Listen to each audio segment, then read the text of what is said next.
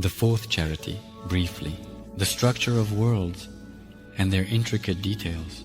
At the very beginning of the year of the fire priests, in the 576th circle of life since the great migration from Daria, according to the circle of the number of our God, after the day of the great Ingli, when the wise priests lit the sacred living fire in all the villages of Sviatorasa and Vazgord in Iri, it will be told to you, children of the great and descendants of the heavenly kin, about the ancient and beautiful times, about the ancient wisdom preserved by the priests, about the structure of various worlds, and the new great Asa, between light and darkness, which encompassed the four halls of Svarog and Midgard earth, and for the coming times, all their orations of light are inscribed by Darung Verit, raising glory to all the bright higher gods and the greatness of the heavenly kin.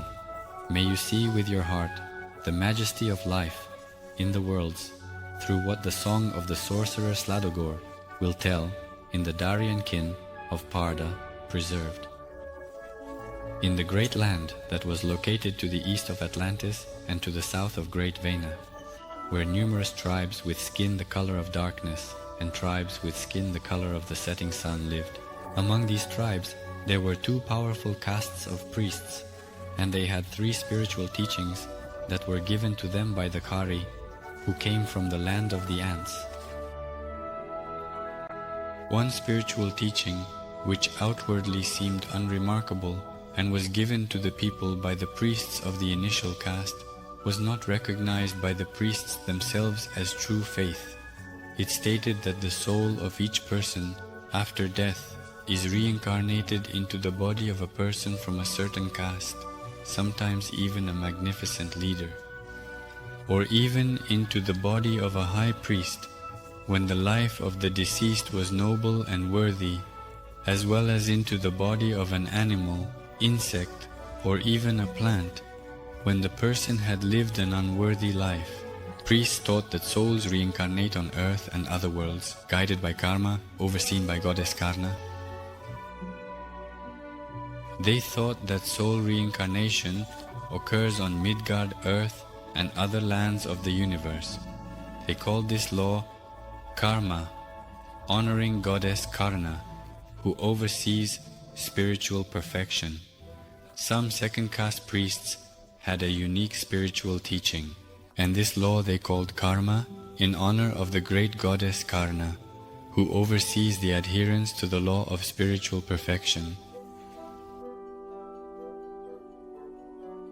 However, among the priests of the second caste, there was a group of even more highly initiated individuals, known to very few of the priests from the lower castes, and they had a different spiritual teaching that was significantly different from the previous ones. This spiritual teaching stated that our visible world, the world of yellow stars and solar systems, is just a grain of sand in the infinite universe. There are stars and suns of colors unseen by us, unfathomable to our senses, like white, blue, purple, pink, and green. Their number is infinitely large, their diversity limitless, and the spaces that separate them infinite. All these diverse worlds are fiery lamps at the entrance to the hall of the Creator, the great Ramha, and their number is infinitely large, their diversity is limitless, and the spaces that separate them are infinite. And all these diverse worlds are only fiery lamps standing at the entrance to the palace of the Creator, whose name is the great Ramha. And all these diverse worlds are nothing compared to the worlds lying outside our universe. And again, their number is infinitely large, and their diversity is immeasurably vast. Infinite infinities separate all these diverse and manifold worlds.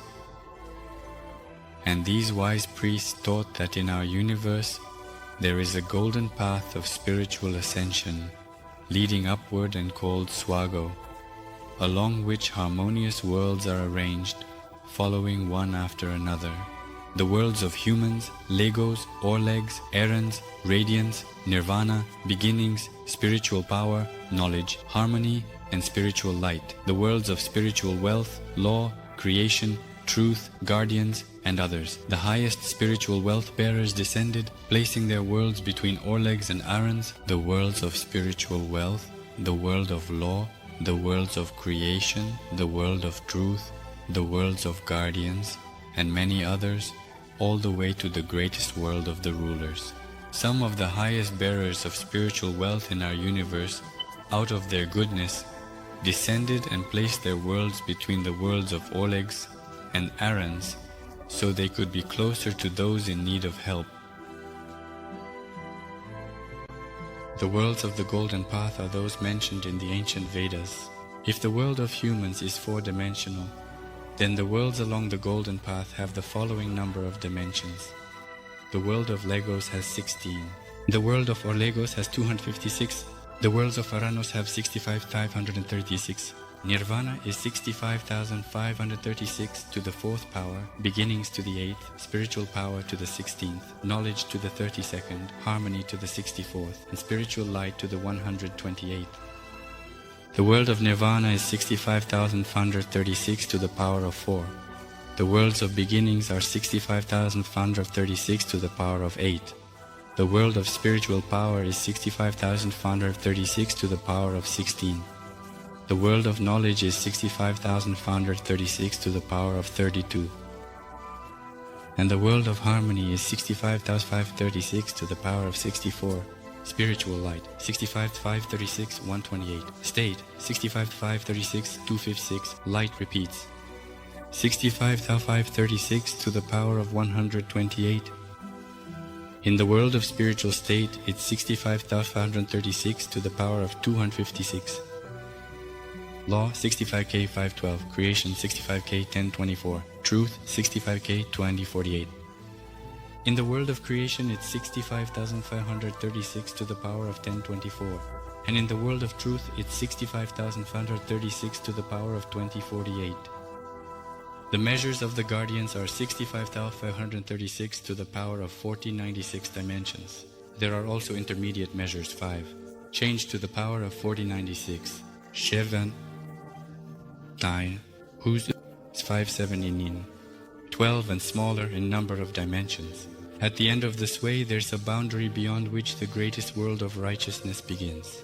Besides the harmonious and intermediate worlds along the Golden Path, there are realities that transcend time, space, wandering spirits, shifting shadows, sounds of the digital realm, and a world of darkness, also known as hell. The abyss, where the heaviest particles of primordial darkness entered. The worlds located along the Golden Path are more harmonized and more complete in their manifestations than the intermediate realities.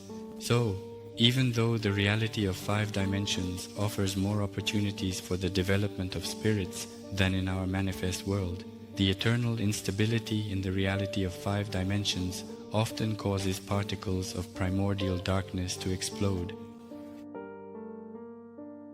Examples of spaces and realities with fewer dimensions include worlds of sounds, shadows, mirrored reflections, and ever-changing images, where constant transformations take place.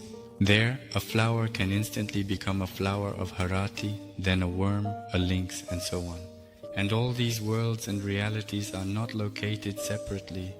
They penetrate into each other. So, where in one reality great waves of the sea are raging, in another reality a forest is rustling, or there are tall mountains covered with eternal snow. The reason for transitioning from one reality to another, a new reality, is the change in the energy lines of spirits and the law of the goddess Karna. And the infinite spaces of these realities that separate them are like streets in a big city, where spirits from different worlds can meet in their original form. But when spirits enter another's world or reality, they must adhere to the laws that exist in that world in any way. They must follow them. A feature of the world structure is that all worlds, all realities, regardless of the number of dimensions that define them, are in the same place in relation to human understanding and that infinite enclosure, while filling our entire universe. But between the worlds and realities of different dimensions, there are invisible and often impenetrable barriers that can only be successfully overcome by gaining the senses, perceptions, and qualities that are characteristic of that other world or reality in various forms.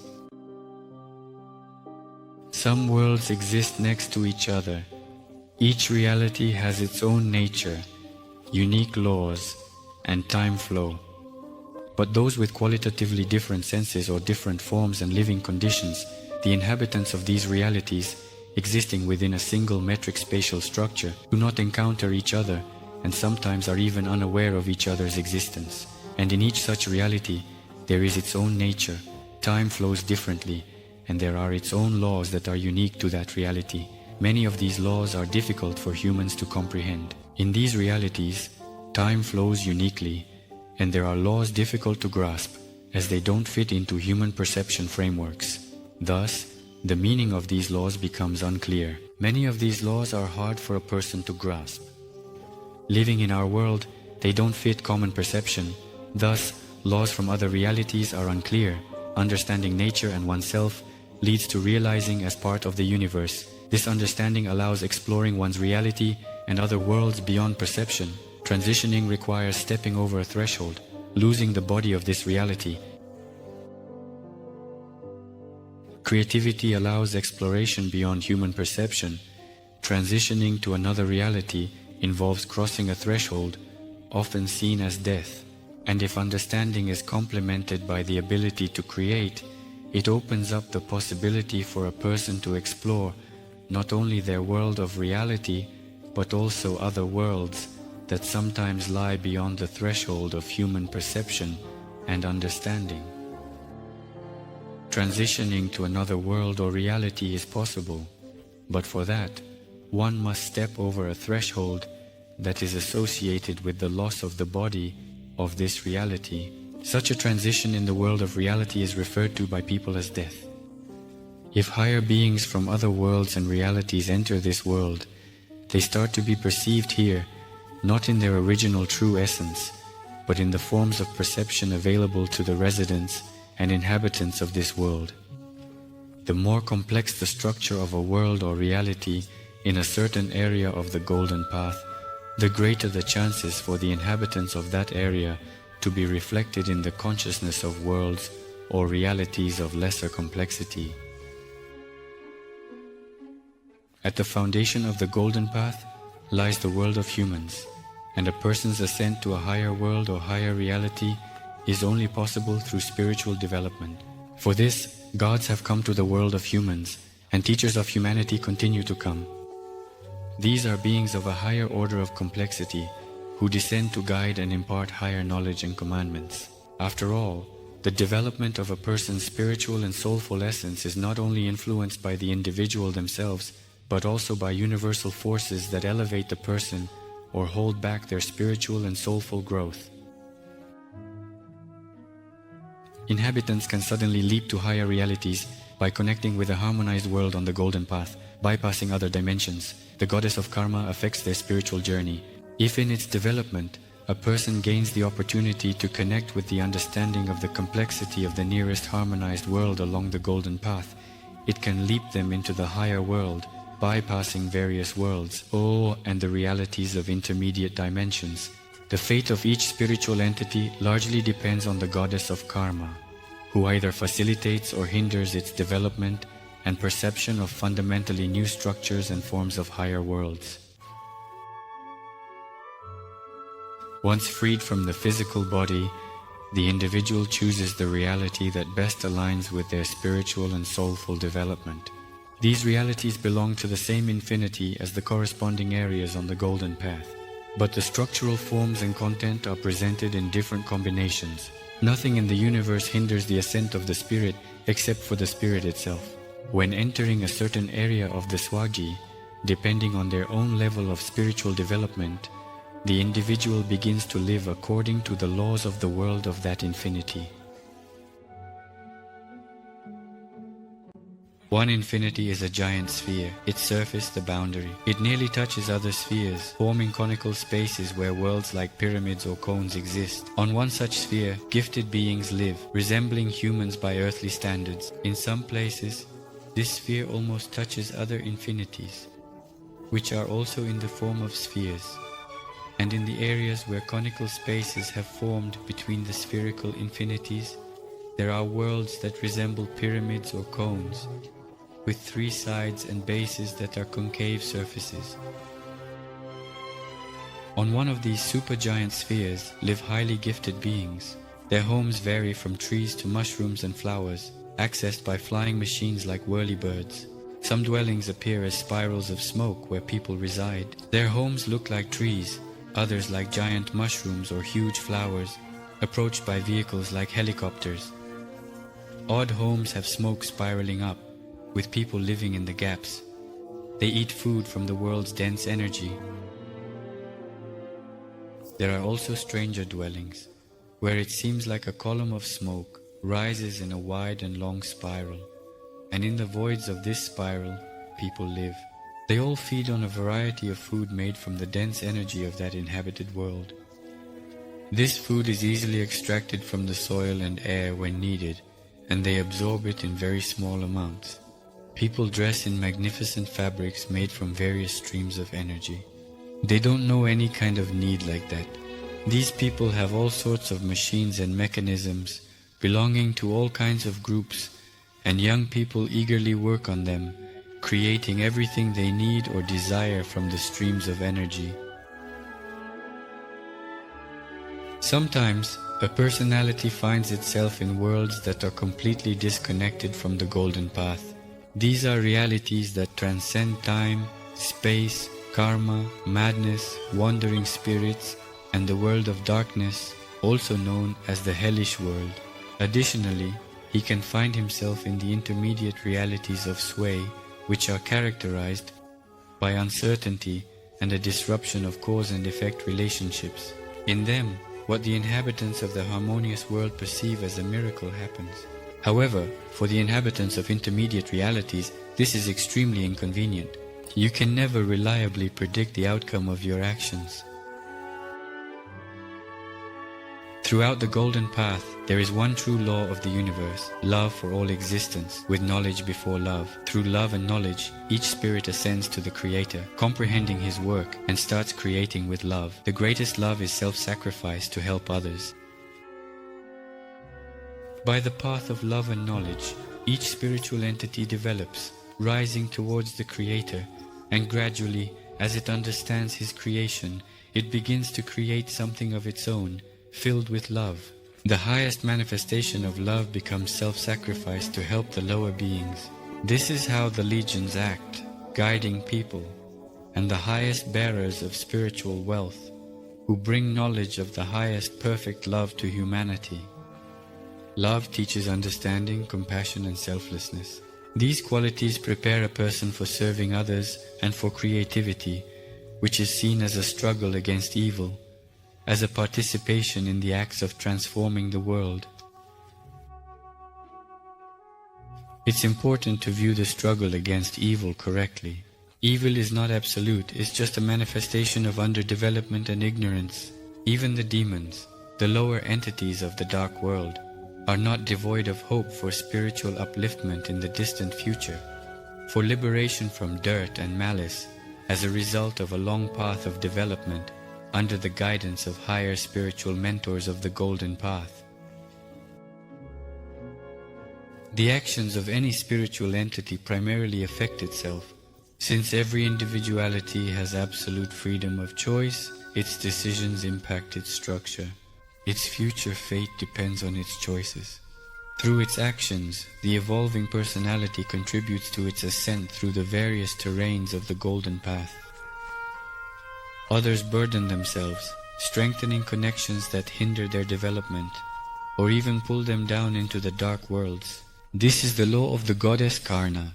If ascent is impossible, there arises the need to go through the entire cycle of life again, but this time through different realities, to do the necessary work on one's spiritual essence. In primitive human perception, the law of the goddess Karna is reflected as the idea of 3 great judgments after death, also known as the last judgment. In reality, there is no last judgment. There is only a delay in ascension, and even that is just temporary. because everything is subject to the single law of ascension, from the lower to the higher. Evil, even if created unintentionally, always burdens its creator. Only where spiritual entities are so high that ascent is a natural condition of their existence, which is itself aimed at aiding the ascent of lower beings, their karma, as an inevitable law of movement in the spiritual world, gives way to another active principle that manifests as love.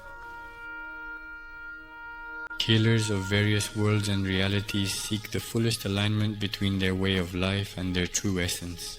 So the spirits of elemental forces see happiness in gaining power and conquering the elements. The spirits of the stars and knowledge understand happiness as the accumulation of wisdom, as the comprehension of worlds and of themselves. For the spirits of death, happiness exists in the transition from one reality to another, with the spirits of space happily overcoming it. The fullness of happiness can only be found in the constant struggle against evil, which prevents the inhabitants of dark lands from starting their ascent through the various terrains of the golden path. It is possible, by connecting with others, to sense the universal life force in the golden path. For ascension, realize your unity and kinship with others, placing love and compassion between you. The teachings share core principles. Ascension requires realizing unity with others, loving equals, and showing compassion to all life. Mercy and faith in love and goodness can transform even demons. For ascent, it is only important to realize one's unity, inseparable kinship with other entities, placing between oneself and them love for equals and compassion for lower forms of life. Mercy and faith in the all-healing feelings of love and goodness can, in the future, transform even demons, these seemingly eternal enemies of the divine light. The animals of the dark world, who preach among the people of the visible world, permissiveness, cruelty, greed, selfishness, and the finiteness of existence. Demons, the lower entities of the dark world, emerged at the birth of the worlds in darkness, and they were similar to legions, differing only in their original lack of divine light. The true rulers of the dark worlds are the dark legions, dark Orlegas, and the Koshches, the princes of darkness. They emerged in the primordial darkness, when particles of the great Yngli, the primal life-giving light, entered their worlds. But their active development began during the times of the great Asa, in those dark realities where the seeds of ancient knowledge fell, when the protective seals of the hidden ancient wisdom of the world of the Olegas were broken by Chernobog.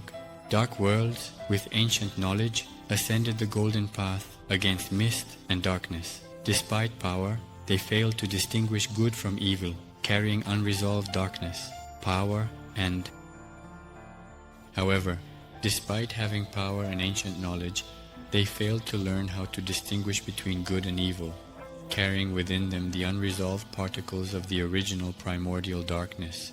The beginning of power, coercion, and subjugation permeates all dark worlds and realities, and they tried to impose this base form in the border areas with the world of darkness, where the halls of Makosh, Radha, and Rasa are located, as well as the arm leading to the hall of Svati, where the Sun Yarilo and our Midgard earth are found. All of this led to the beginning of a new great Asa. This happened because the Aranas did not allow the dark upper beings to pass along the golden path, insisting that they first transform into light beings, and to do this, they established a boundary through the lands of the visible world. In the times of the new great Asa, the dark beings were expelled from all the lands that were in the halls of Makosh, Radha, and Rasa. Therefore, the path of dark spirits and souls could only pass through the world of humans, living in the lands of the arm of the hall of Svati, and it was only through the world of humans that the ascent to the summit along the golden path became possible. Midgard Earth has taken on a particularly important role, sitting right in the middle between light and darkness. Because of this, The dark forces decided to give power over people to the demons. That's why there's a struggle happening on Midgard-earth between the dark and light forces, involving people from various tribes and nations. Commence. The Summer of the Fire Priestess. 131 years in the circle of the numbers of God. More details are described in the Slavic Aryan Vedas, Book 1. Daria, the sacred land, was located on a continent that sank in the Northern Ocean.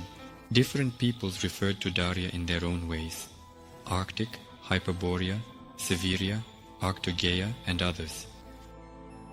In all the villages of the Holy Land, that is, in all 16 regions of Belovodi, also known as the Seven Rivers, Asgard Iriski, the city of the gods on Iria, the Irtish. Now on its site there is the modern city of Omsk. More details are described in the Slavic Aryan Vedas, Book 1. The Great Asa, a heavenly battle between light and dark forces. The four halls of Svarga, four constellations: Makosh, the Great Bear; Radha, Orion; Rasa, the Little and Big Lion; Swati, has no analogues in modern constellations. Midgard-earth, the ancient Slavic Aryan name for the planet Earth. Darung, literally the keeper of the runes, a chronicler. Taimi, the ancient name of a country that existed in the north of the African continent, in the territory of modern Egypt. Antlania, the land of the ants, was located on a large island that sank in the Atlantic Ocean about 13,000 years ago. The ancient Greeks called the country of the Antes Atlantis. The Great Venya is a land where the clans and tribes of the Venids live, in the territory of modern Europe. Tribes with skin the color of darkness, the Negroid peoples of the North African continent. Tribes with skin the color of the setting sun, the ancestors of certain Semitic peoples, particularly the Arabs.